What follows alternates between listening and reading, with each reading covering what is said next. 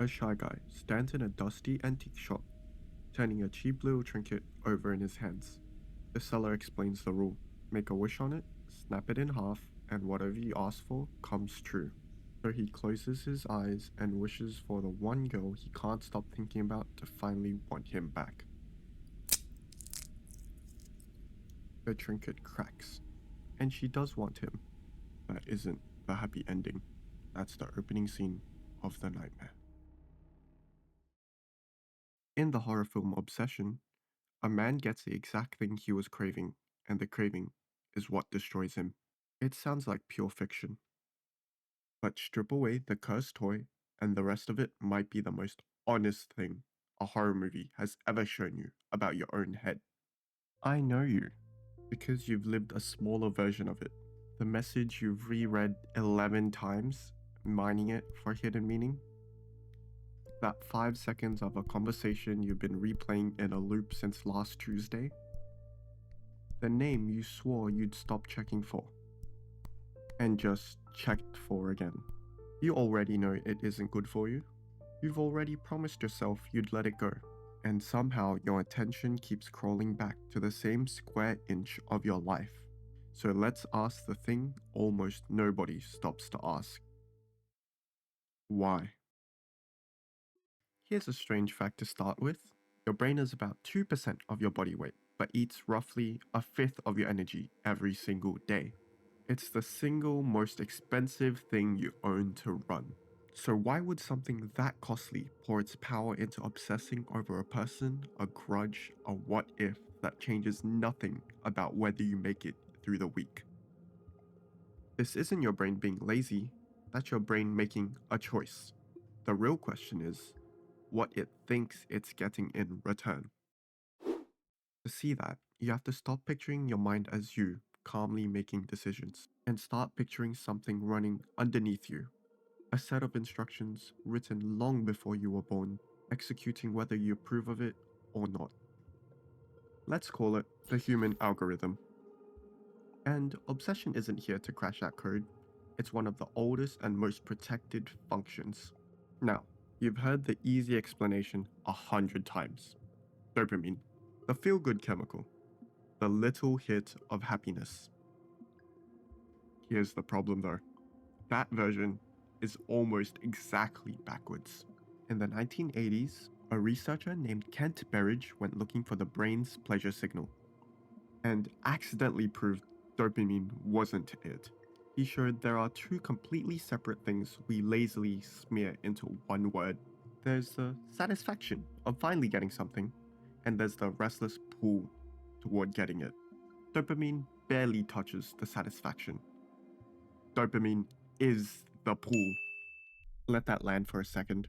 Your brain runs one quiet program for feeling content, and a second, far louder program for chasing. Obsession is what happens when that chasing program grabs the wheel. And the content program never gets a turn to drive. And it gets sharper because of what sets off that chase off hardest. Neuroscientist Wolfram Schultz found the pull doesn't peak when the reward actually arrives. It peaks before it lands, while the outcome is still unknown. And it howls the loudest when the odds are a coin flip. A maybe. Think about what that does to you with a person you can't read. Do they like me? Maybe. Will they text back? Maybe.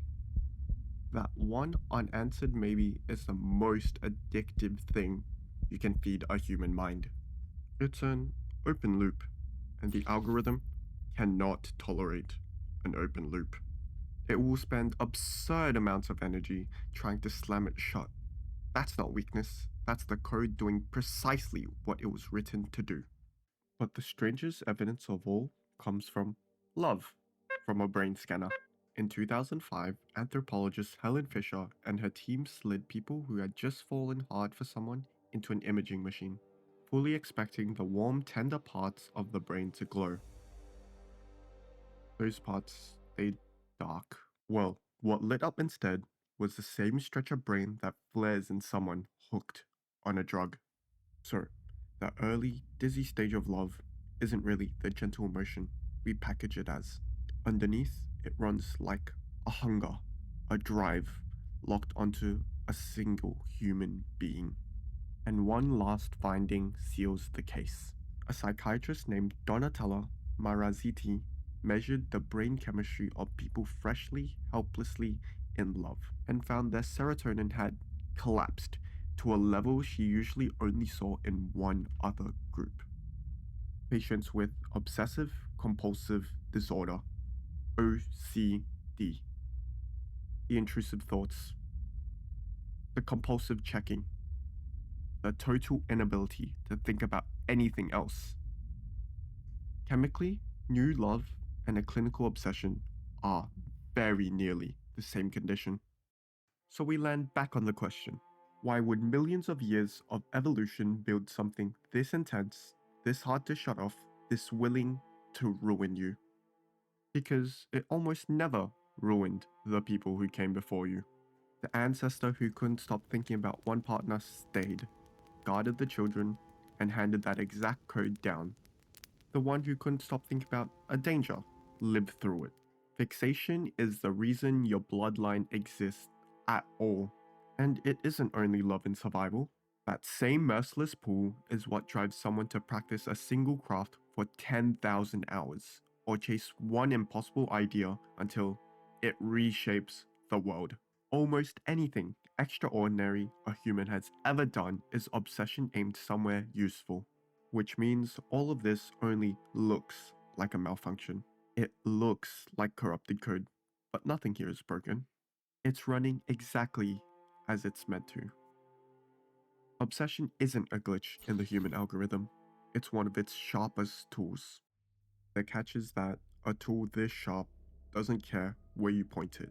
The same function that builds devotion and genius can clamp onto the wrong target and flatly refuse to let it go. Wanting with nothing healthy left to want. That's the version that swallows people whole. And that's Bear in the film. His curse was never that his wish failed him, it's that the wish worked perfectly. And the wanting didn't switch off once it was fed. It never does. Now here's the part that should actually unsettle you. This code was written for a world that vanished thousands of years ago, and it's still the exact code you're running tonight. The trouble is, something finally learned how to read it. Every feed you scroll, every buzz in your pocket, every dating app was built by people who understand the open loop trick better than you ever will. The algorithm in your phone has learned to speak fluently to the human algorithm in your skull. And the language it speaks is maybe. So the next time your attention drags itself back to the same name, the same message, the same what if you are so sure you are finished with, don't file it under personal failing. It isn't one. It's the oldest line in your code executing right on schedule, doing the single job it was written to do hundreds of thousands of years before you showed up to disagree with it. Bear got his wish and lost himself inside it. The rest of us never even needed the trinket. We just keep wishing quietly all day long. The film only made the curse easy to see. That's the human algorithm. The hardware is ancient. The wanting is older still. If this kind of deep dive into why our brains do what they do is interesting to you, let me know in the comments. And stick around, because this is just the beginning of how ancient instincts are still running the modern world.